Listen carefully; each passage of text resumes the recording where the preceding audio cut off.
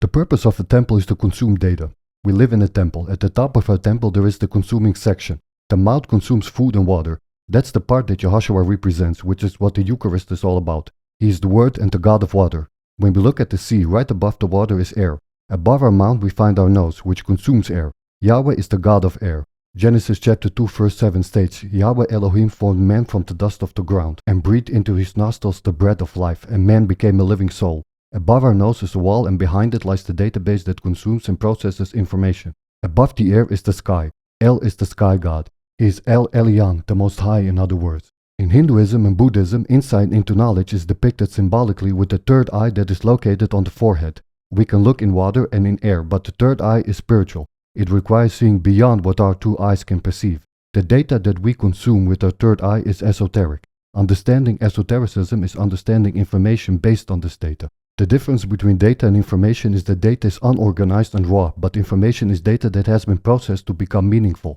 The biggest challenge of being a teacher is processing data to make it meaningful and especially understandable to students. Such information means exotericism, which can be ascertained by the average person. That's why common sense is called common. In Isaiah chapter 6, Isaiah suggests to God that his mouth serves as God's lips.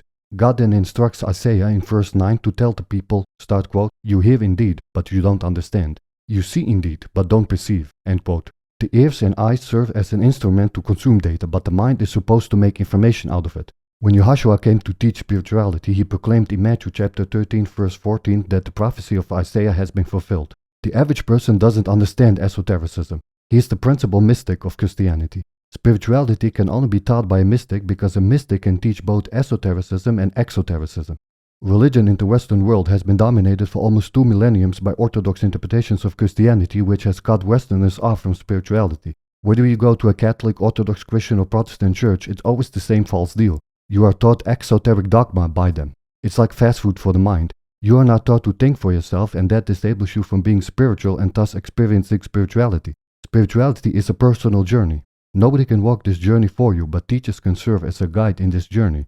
To accomplish that, you need to learn philosophy. It's like participating in traffic. You need to know the rules and the symbols.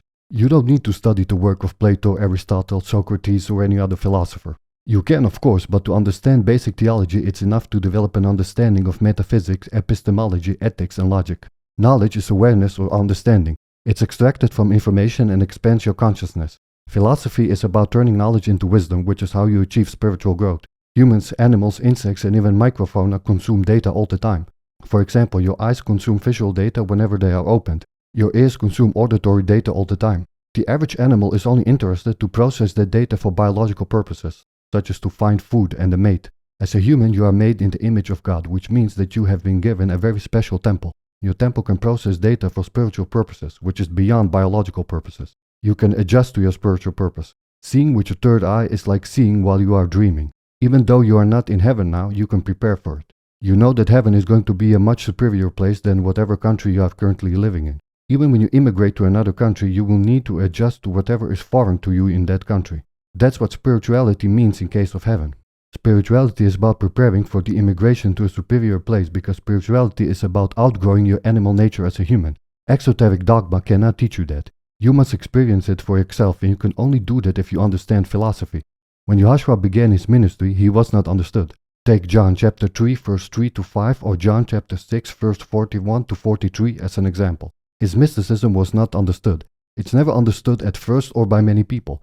Mysticism is esotericism. Technically, the focus in case of mysticism is on spiritual experiences, while the focus in case of esotericism is on the teachings. Yahushua came not only for the sheep who only understand exotericism, he also came for the shepherds who also understand esotericism. That's how you can recognize a good teacher. A good teacher teaches not only students but also the teachers of the future. Catholic, Orthodox, Christian and Protestant churches are only interested in the sheep. They don't understand esotericism. They think it's occult. Take the Kabbalah as an example, which is supposed to be Talmudic mysticism. How can anything Orthodox be mystic? It makes no sense. Esoteric knowledge comes from outside of this world. If it's from demons or fallen angels, it's occult.